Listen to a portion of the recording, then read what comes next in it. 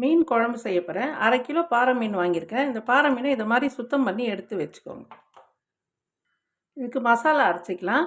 ஒரு 50 கிராம் அளவுக்கு சின்ன வெங்காயம், கொஞ்சம் கருவேப்பிலை, ஊற வச்சு மிளகு, 2 டீஸ்பூன் அளவு ஊற வச்சுருங்க. ஒரு 1 ஹவர் ஊற வச்ச மிளகு.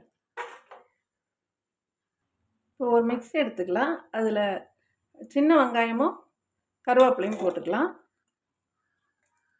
ஊற வச்ச மிளகும் இதில் சேர்த்துக்கலாம். ஒரு ஸ்பூன் அளவு மிளகாய்த்தூள், குழம்பு மிளகாய்த்தூள், வீட்டில் அரைச்ச மிளகாய்த்தூள் 1 ஸ்பூன் போட்டுக்கலாம். மஞ்சள் பொடி ஒரு 1/2 ஸ்பூன் மஞ்சள் பொடி போட்டுக்கலாம். இது எல்லாத்தையும் நைஸாக அரைச்சிக்கலாம். கேஸில் ஒரு சட்டி வச்சுக்கலாம். ஒரு 100 கிராம் அளவு நல்லெண்ணெய் ஊற்றிக்கலாம். 1/2 ஸ்பூன் வெந்தயம் சேர்த்துக்கலாம். சீரகம் 1 ஸ்பூன் சீரகம் சேர்த்துக்கலாம். கடுகு ஒரு 1/2 ஸ்பூன் கடுகு,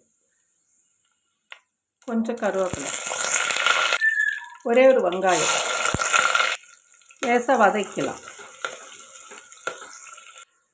2 தக்காளி, பழமாக இருந்த தக்காளி, மீடியம் சைஸ் தக்காளி, இதோடு சேர்த்து வதக்கலாம். பொடிசாக நறுக்குனா கொஞ்சம் பூண்டு போட்டுக்கலாம். பொடிசாக நறுக்குனா கொஞ்சம் இஞ்சி, இதோடு சேர்த்து வதக்கலாம். பொடிசாக நறுக்குனா ஒரே ஒரு பச்சை மிளகாய், இதோடு சேர்த்து வதக்கலாம். நல்லா இந்த அளவுக்கு வதக்குவோங்க. இப்போ காரம் சேர்த்துக்கலாம். 1 ஸ்பூன் காஷ்மீரி மிளகாய்த்தூள், 1 ஸ்பூன் தனியாத்தூள், தேவையான அளவு உப்பு, இதோடு சேர்த்து வதக்கலாம். இப்போ அரைச்ச விழுதை ஊற்றிக்கலாம். மிளகு, வெங்காயம் இதெல்லாம் போட்டு அரைச்சோம்ல, மிளகாத்தூள்லாம் போட்டு அரைச்ச விழுது இதில் ஊற்றிக்கலாம். இதோடு சேர்த்து வதக்கலாம். கொஞ்சம் பச்சை வாசனை போகிற அளவுக்கு வதக்கலாம். இந்த அளவு வதங்கினா போதும். இப்போ புளி தண்ணி ஊற்றிக்கலாம். ஒரு எலுமிச்சைப்பழ அளவு, அதோட கொஞ்சம் அதிகமான ஒரு கிண்ண அளவு கரைச்சி வச்சுருக்கேன். அந்த புளி தண்ணி ஊற்றிக்கலாம். எல்லாம் ஒன்றா மிக்ஸ் பண்ணி விட்டுக்கலாம். அந்த மிக்ஸி கழுவின தண்ணியும் இதுலேயும் ஊற்றிக்கலாம். இதையும் ஒன்றா மிக்ஸ் பண்ணிக்கலாம். மூடி வைக்கலாம், கொதிக்கட்டும்.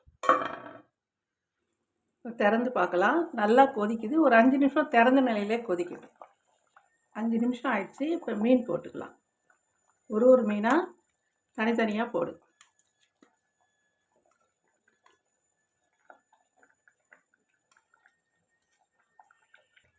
ஒரு 5 நிமிஷம் கொதிக்கட்டும்.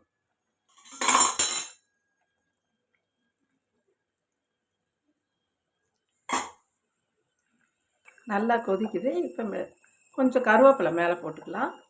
கொஞ்சம் நல்லெண்ணெய் மேலே ஊற்றிக்கலாம். 2 நிமிஷம் ஆகும். மீன் குழம்பு ரெடி ஆயிடுச்சு. மீனெல்லாம் வெந்துடுச்சு பாருங்கள். அவ்வளோதான். இதே மாதிரி செஞ்சு சாப்பிட்டு பாருங்கள். சூப்பராக இருக்கும்.